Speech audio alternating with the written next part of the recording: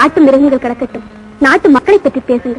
நாட்டு மக்கள் இவங்களை பார்த்து வெக்கப்பட்டு தான் மிருகங்கள்லாம் காட்டு கோடி போச்சு. தெரியுமா உனக்கு?